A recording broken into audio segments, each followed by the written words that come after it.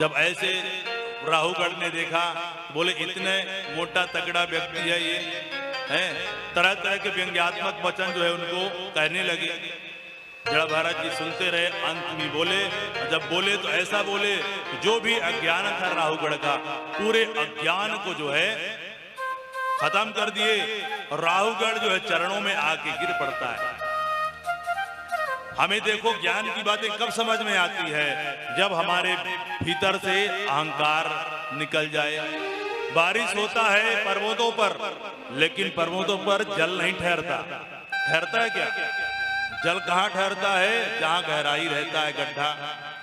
वैसे ही संतों के प्रवचन, जो अहंकार पर्वत में बैठे हैं उनको प्रवचन समझ में आने वाला नहीं है। जो जिनके अंदर गहराई होती है वो संतों की बातों को समझते हैं। आज दिव्य ज्ञान प्रदान किया है राहुगढ़ को, सारा अहंकार जो दूर कर दिया है। इसके बाद सुंदर दीपों का वर्णन किया है। दीपों के विषय में बताया है कि पूरे दीपों में भारत जो है हृदय स्थल है। 28 प्रकार के नरकों का वर्णन किया है। अंध तामिस्त्र तामे के समान तपा हुआ, जो पर संपदा का हरण करते हैं, पर नारी का हरण करते हैं, तांबे के समान तपाए हुए गरम उसमें उनको चलाते हैं। जिस तांबा गरम किया हुआ हो उसमें वहां कष्ट देते हैं। इस प्रकार से 28 प्रकार के जब नरकों का वर्णन किया तो परीक्षित जी जो है कब कब आने लगे, भैया नरक भी भोगना पड़ता है। बोले ये बताइए कि नरक से ऐसा कोई उपाय है कि व्यक्ति नरक में ना जाए? बोले हाँ है उपाय। तब यहाँ के जो है अजामिल की कथा बताते हैं कि एक अजामिल नाम का ब्राह्मण था, जो बहुत पहले तो भगवान का पूजा पाठ करता था, लेकिन किसी दिन किसी गणिका को देख लिया, शूद्र के साथ बुद्धि बिगड़ गई। उस गणिका को पति बना के जो है रख लेता है। और जब रख लिया, बुद्धि बिगड़ गई, चोरी करने लगा, डकैती करने लगा। लेकिन संतों के कहने पर अपने छोटे पुत्र का नाम क्या रख दिया? नारायण। जब नारायण रखा पुत्र का नाम, जब मृत्यु का समय आया, यमराज के दूत लेने आए तो जोर से चिल्ला दिया, क्या? नारायण। पुत्र को बुलाया तो यम के दूत तो आए, लेकिन विष्णु के पार्षद भी आ गए और दोनों के मध्य लड़ाई। बोले कहे भैया तुम काले कलूटे कहाँ से चले आए? बोले तुम चमकीले चमकीले कहाँ से आए? अरे बोले हम भगवान विष्णु के दूत हैं, जो भगवान विष्णु का नाम लेता है उसे हम लेने आते हैं। अरे बोले जीवन भर पाप किया है? बोले हमको जीवन भर से मतलब नहीं है, अंत समय में जो इसने नाम लिया है। भाई आपका फोटो, आप ये बताइए फोटो खींचते समय आप कैसे दिख रहे हैं? वो मायने रखता है ना।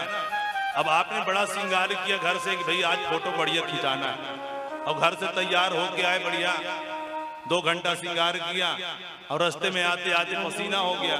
अब पसीना आके अब यहाँ फोटो खिंचाया और फोटोग्राफर्स का भैया फोटो बढ़िया नहीं आया। उसमें फोटोग्राफर की क्या गलती है? आपने भले अच्छा श्रृंगार किया था, लेकिन फोटो खींचते समय कैमरा वाले ने जब खींचा तब आपका फेस जो है बिगड़ा हुआ था। तो अंत समय अंते यामति सागति, अंत समय में आपकी बुद्धि विचार कहाँ थे ये देखा जाता है। जिसके पुण्य पहले के रहते हैं, अच्छे रहते हैं, उदय हो जाता है। ऐसे कहकर के दोनों में भाष हुआ। विष्णु पार्षदों ने बताया और विष्णु पार्षदों ने लड़ाई मारपीट करके उनको जो है भगा दिया। ये घटना जब अजामिल ने देखा, मृत्यु को प्राप्त अभी नहीं हुआ था अजामिल ने देखा ये घटना। अब विष्णुदूत भी छोड़ के चले गए, लड़ाई हुआ, दोनों चले गए, तो सब कुछ छोड़ करके हरिद्वार चल देता है। हरिद्वार में भगवान का भजन करते हुए अंत में दिव्य लोक को प्राप्त होता है। भगवान के नाम का ऐसा प्रभाव है कि भाय कुभाय अनख आलस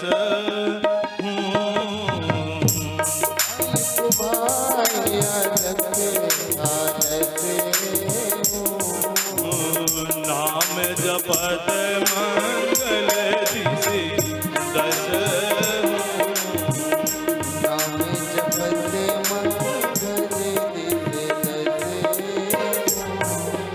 दस। के नाम का ऐसा प्रभाव है कि भाव से कुभाव से कैसे भी ले लो, ना अपना प्रताप दिखाता ही है। अब इसका मतलब ये नहीं है कि आप कुभाव से ही लो, हमको प्रयास करना है कि हम भाव से ले, लेकिन नहीं ले पाते तो भगवान उसको भी वस्तु शक्ति अपने ज्ञान का बोध कराती है। कैसे? जैसे अग्नि है, अग्नि में दाहकत्व की शक्ति है। आप अग्नि में हाथ डालो, चाहे मन से डालो चाहे बिना मन से डालो, आपका हाथ जो है जलेगा ही, जलेगा ही। अब आप कहें हमने बिना मन के डाला, हमारा हाथ नहीं जलना चाहिए। भगवान का नाम भी अग्नि स्वरूप है। आप मन से लो चाहे बिना मन से लो, भगवान का नाम तो अपना काम जो है करेगी ही। यमराज के दूत गए यमराज के पास, बोले अब आज के बाद आपकी ड्यूटी हमको नहीं करनी है। बोले काहे? अरे काहे? बोले देखो ऐसा ऐसा हुआ, हमको भगा दिए कि हम लेने गए थे। अरे बोलो काहे? बोलो उसने नारायण का नाम लिया, जैसे नारायण का नाम बताया मुख में हाथ रख दिया। बोले भैया नारायण का नाम यहाँ जोर से मत लेना।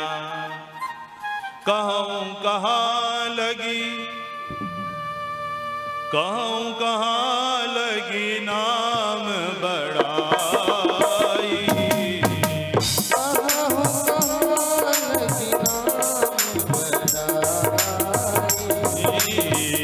राम न सकहि राम गुण गाई।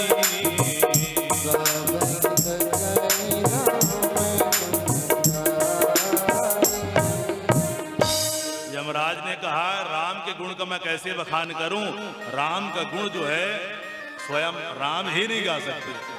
तो बोले बताओ किसको लेके यहाँ आना है? यमराज से पूछा। यमराज ने कहा जिसकी जीवा से कभी भगवान का नाम ना निकले, ऐसे लोगों को लेके आओ। जिह्वा न वक्ति भगवद गुण नाम धेयम, चेतश्च न स्मरित चरणारविंदम, कृष्णाय नो नमति।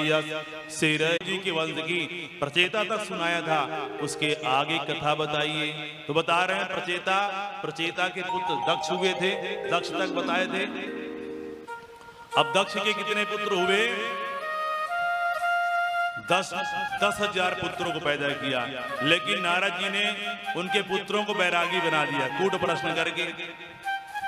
दक्ष को बड़ा क्रोध आया।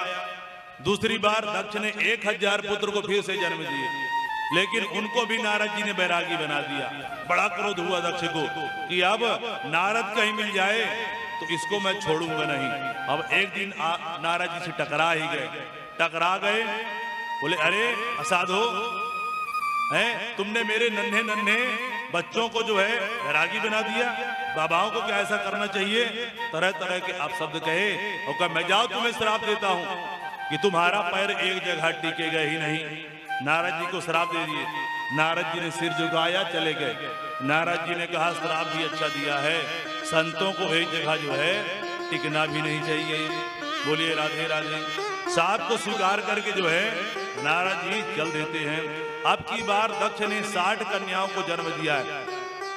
13 जो है कश्यप को ब्याही जाती है, 27 नक्षत्र जो है चंद्रमा के साथ ब्याह होता है।